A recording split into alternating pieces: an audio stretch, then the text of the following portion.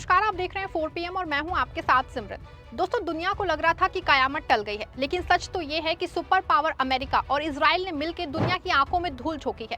Cease fire के ऐलान को अभी 48 घंटे भी नहीं बीते कि समझौते की धज्जियां उड़ चुकी है। ईरान ने आज कड़े लफ्जों में ऐलान कर दिया है कि अब अमेरिका से बातचीत करना बेकार है, क्योंकि वॉशिंगटन ने सीज फायर की 3 बड़ी शर्तें तोड़ दी हैं। एक तरफ ट्रंप जो है वो शांति का राग आलाप रहे हैं, दूसरी तरफ लेबनान की सरजमी पे इजरायली मिसाइलें जो हैं वो बेगुनाहों का खून बहा रही हैं। तेहरान ने साफ कर दिया है कि सीज फायर और लेबनान में कत्लेआम एक साथ नहीं चल सकते। आज की इस विशेष रिपोर्ट में मैं आपको बताऊंगी कैसे ट्रंप ने फेक न्यूज का सहारा लिया है और क्यों पाकिस्तान अमेरिका के बीच में सीज फायर को लेकर ठन गई है। साथ ही देखिए, ईरान के पूर्व सुप्रीम लीडर खामेनेई की मौत के 40वें दिन सड़कों पे उतरा वो सैलाब जो इजराइल और अमेरिका के लिए मौत का परवाना बन सकता है। दोस्तों, ईरान के तेवर अब 7वें आसमान पे है। तेहरान ने आधिकारिक तौर पे कहा है कि अमेरिका भरोसे के काबिल ही नहीं है। सीज फायर की शर्तों के मुताबिक लेबनान और सीरिया में भी हमलों पे लगाम लगनी थी, लेकिन इजराइल ने ट्रंप की शह पे लेबनान को कब्रिस्तान बनाना शुरू कर दिया है। ईरान का सीधा आरोप है कि अमेरिका ने सीज फायर को वो 3 बुनियादी शर्तें जो है उसकी तोड़ दी हैं जो समझौते की बुनियाद थी। ईरान के विदेश मंत्रालय ने साफ कह दिया है कि अगर लेबनान में हिजबुल्ला और आम नागरिकों पे हमले नहीं रुके तो ईरान जो है वो इस सीज फायर को अपनी जूतियों की नोक पे रखता है। तेहरान का रुख अब आर या पार का है कि अगर इजराइल को खुली छूट दी गई तो ईरान जो है स्ट्रेट ऑफ होर्मुज को हमेशा के लिए दफन कर देगा, जिससे पूरी दुनिया की अर्थव्यवस्था दम तोड़ देगी। ईरान ने स्पष्ट कर दिया है कि लेबनान में हमले जारी रहते हुए सीज फायर की बात उसे कतई मंजूर नहीं है। दोस्तों, आज सत्ता की आंखों में आंखें डाल के पत्रकारिता करना मुश्किल हो गया है। हमारे 4 PM नेशनल यूट्यूब और फेसबुक चैनल को, जिसे आपका प्यार और विश्वास हमेशा से मिलता रहा है, उसे बंद करके सरकार ने ये साबित कर दिया है कि वो आपके सवालों से कितना डरती है। मुश्किल दौर है, लेकिन हम ना रुके थे और ना ही रुकेंगे।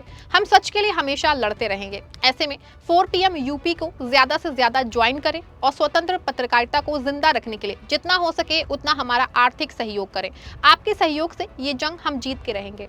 ईरान के उप विदेश मंत्री सईद खातिबजादेह ने कहा है कि अगर सीज फायर में लेबनान शामिल है तो वहां इजराइल के हमले तुरंत रुकने चाहिए। उन्होंने आरोप भी लगाया है कि अमेरिका का करीबी सहयोगी इजराइल लेबनान में बड़े पैमाने पर हिंसा कर रहा है। खातिबजादेह ने इस हमले को जो है जनसंहार किया है और कहा है कि ये सीज फायर की रूह भावना के खिलाफ है। हालांकि दोस्तों, इजराइल का अब यही दावा है कि वो लेबनान में सिर्फ हिजबुल्ला को निशाना बना रहा है। ईरान ने अमेरिका पे सीज फायर से जुड़ी 3 अहम शर्तों के उल्लंघन का आरोप लगाते हुए कहा कि अब बातचीत का कोई मतलब ही नहीं रह गया है। ईरानी संसद के स्पीकर मोहम्मद बाकेर गालिबाफ ने कहा है कि अमेरिका पे उनका अविश्वास उसकी बार बार प्रतिबद्धताएं तोड़ने की आदतों की वजह से है। इस बार भी वही पुरानी पैटर्न दोहराया गया है। उन्होंने कहा है कि अमेरिकी राष्ट्रपति ने खुद ईरान के 10 पॉइंट प्रस्ताव को बातचीत का आधार माना था, लेकिन वार्ता शुरू होने से पहले ही उनकी शर्तों को तार तार कर दिया गया। गालिबाफ के मुताबिक दोस्तों, पहली शर्त लेबनान में सीज फायर लागू करने की थी, लेकिन वहां इजराइल के हमले बदस्तूर जारी है। उन्होंने पाकिस्तान के प्रधानमंत्री शहबाज शरीफ के उस बयान का भी जिक्र किया है जिसमें हर जगह खासकर लेबनान में तुरंत सीज फायर की बात कही गई थी। उन्होंने संगीन आरोप लगाया है कि दूसरी शर्त के तहत ईरान के एयर स्पेस का उल्लंघन नहीं होना था, लेकिन फार्स प्रांत के लार शहर में एक घुसपैठिया ड्रोन जो है भेजा गया, जिसे ईरानी सेना ने मार गिराया है। तीसरा शर्त में ईरान के यूरेनियम संवर्धन के अधिकार को मान्यता दी गई थी, लेकिन अब अमेरिका इस अधिकार को सिरे से नकार रहा है। गालिबाफ ने 2 टूक कहा है कि जिस आधार पर बातचीत होनी थी अब वही टूट चुका है, तो अब द्विपक्षीय सीज फायर या वार्ता करना तर्कसंगत नहीं रह गया है।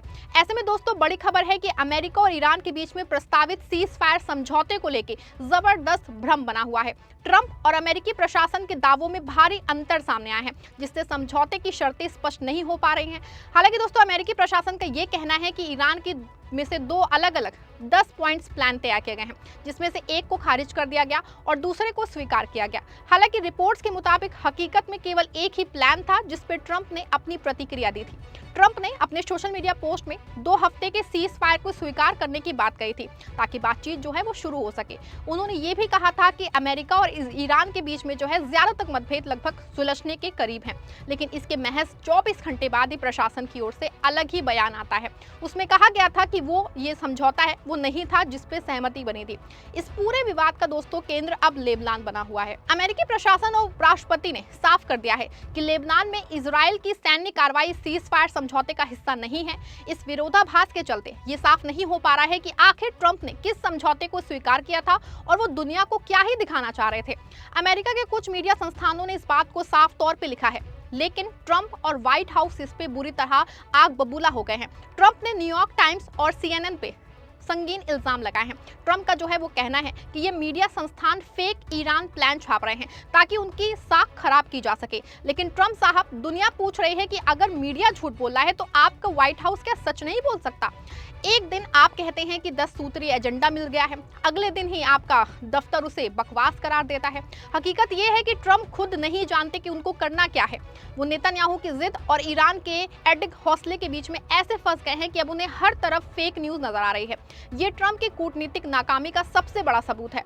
दोस्तों, आपको बता दें कि इस पूरे ड्रामे में पाकिस्तान की भूमिका बहुत अहम थी।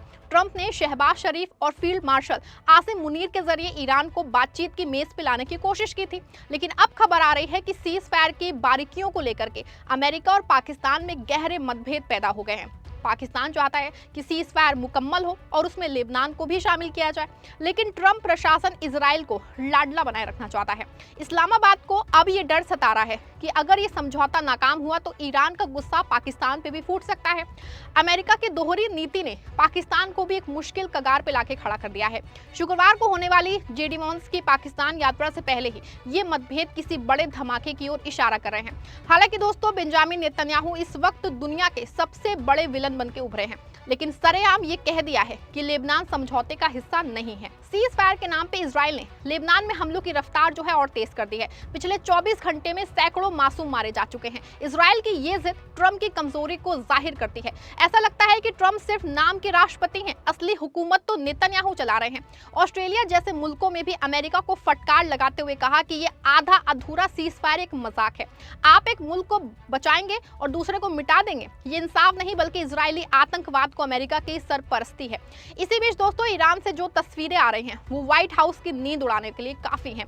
ईरान के पूर्व सुप्रीम लीडर अयातुल्ला खामेनेई की मौत को 40 दिन पूरे हो चुके हैं। इसी मौके पे ईरान की सड़कों पे लाखों का मजमा उतरा हुआ है। ईरानी आवाम का ये जज्बा बता रहा है कि वो झुकने वाले नहीं हैं। मुश्तबा खामेनेई के नेतृत्व में ईरान अब उस इंतकाम की तैयारी कर रहा है जिसकी कल्पना कभी ट्रंप ने नहीं की होगी। सड़कों पे गूंजते मर्ग बर अमेरिका, अमेरिका मुर्दाबाद और मर्ग बर इजराइल के नारे बता रहे हैं कि सीज फायर का नाटक अब खत्म होने वाला है। दोस्तों, ऐसे में साफ है कि ट्रंप की बिछाई बिसात पूरी तरह उलझ चुकी है। उन्होंने वादा तोड़ा, इजराइल में बमबारी बढ़ाई और ईरान ने बातचीत के हाथ खींच लिए। व्हाइट हाउस की पलटी और पाकिस्तान के साथ मतभेद ने यह साफ कर दिया है कि ये सीज फायर महज एक सियासी चाल थी जो पूरी तरह नाकाम हो चुकी है। अब सवाल यह है कि दोस्तों कि क्या शुक्रवार को होने वाली बातचीत का कोई वजूद बचा है या फिर होर्मुज़ की बंदी और लेबनान का कत्लेआम दुनिया को तीसरे महायुद्ध की तरफ ले जाएगा।